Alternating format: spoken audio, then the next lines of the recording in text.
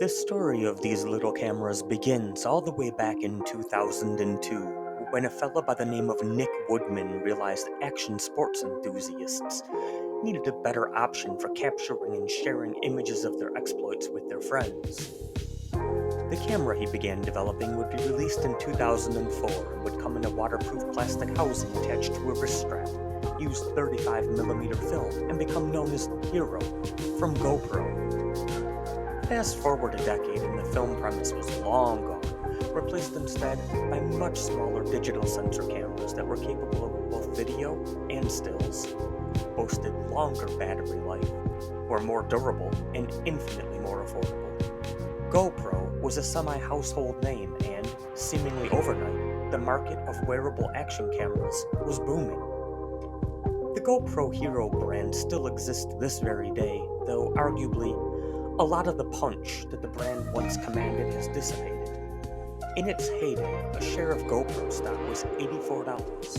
As of 2018, it had fallen to $4.81, and it's only continued slipping in the years since.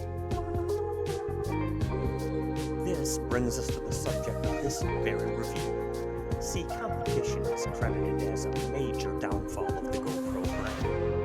By 2015, nearly every major camera brand had a wearable action cam offering, many of which offered comparable or even greater feature sets than what GoPro was offering, and usually for a lower asking price. At once, GoPro found itself squaring off against Sony, DJI, Garmin, Akaso, Nikon, Wolfgang, Kodak, just to mention a few.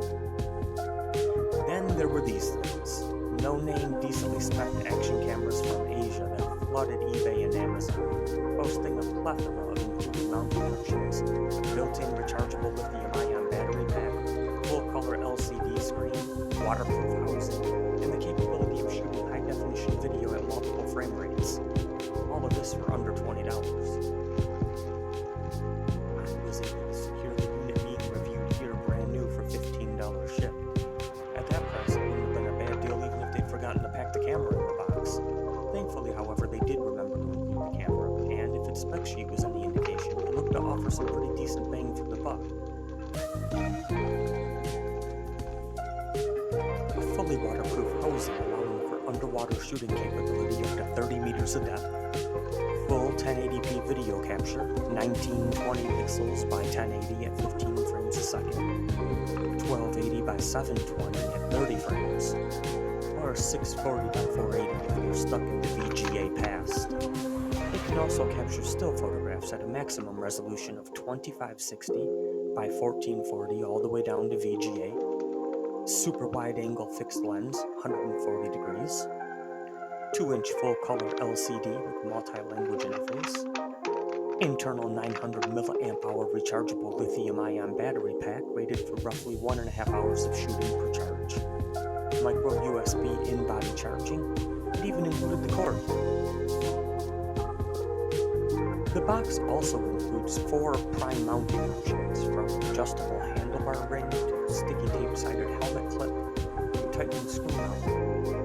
It includes mounts from acceptance onto standard tripods, dashboard mounts. Basically, if you have a Surface, the kit comes with everything you need to mount this camera housing to. The only thing not included is the micro SDHC card necessary to begin capturing images. Setup is quick and painless, with a quartet of buttons on the camera body's exterior responsible for the myriad of recording options, all accomplished here via on-screen menus. Within, you can set the date, opt for a timestamp on your capture, set the operating language, capture video in 1080p at 15, 720p at 30, record with the onboard mic turned on or off, and you can even use the device as an audio recorder if so desired. Some additional menu items worth mentioning: 50 and 60 Hz refresh rate option, making the unit both PAL and NTSC compliant out of the box. I should note that this unit came up set at 50 Hz, which is the PAL standard, so North American consumers displeased with their video captures might want to go in the menus and try to find this and set it 60. Another neat item I encountered in my fiddling around was the ability to bypass writing images and audio information to the internal SD card, and instead stream the information directly through the USB out, in essence turning the camera into a very wide-angle webcam. The unit can also be set to motion activation. Essentially, anytime anything moves in front of the lens, it will record for the desired duration, meaning it can serve as a very affordable security camera, with a surprisingly decent low-light shooting capability. All of this is incredible news given the price point, but spec sheets alone, however impressive, do not a good camera. The only way to be sure whether or not this is the camera for you is to let the unit speak for itself. Let's take a look at some of the footage and still shots I was able to capture with the camera.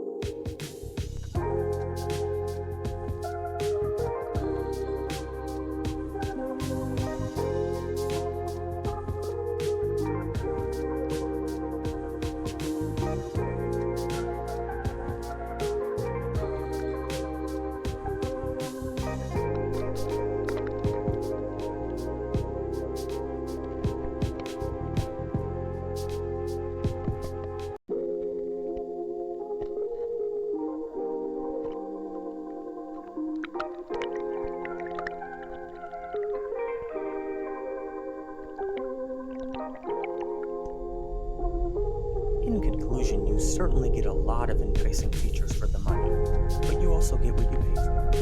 That fixed lens, though wonderfully wide, lacks the type of clarity required to get usable stills. It fares a bit better in action, though. The underwater housing works like a charm. A lack of in-body image stabilization makes it tricky for applications like walking or running, but proved a lot more adequate in smoother situations, like on the dash of the car, for example. Again, its greatest strength just may come in its ability to capture decent underwater footage, where somehow all of its shortcomings quickly disappear. Battery life is pretty abysmal, though I have no way of knowing for how many years my particular unit sat on a shelf before I ordered it. Fortunately, the battery pack is removable and replaceable. All in all, if you're looking for a fun crash cam that could be replaced for nearly nothing, comes with more mounting options than you'd even think possible, and with the ability to capture some pretty neat underwater footage, there are much worse ways to sink $15. Pun intended.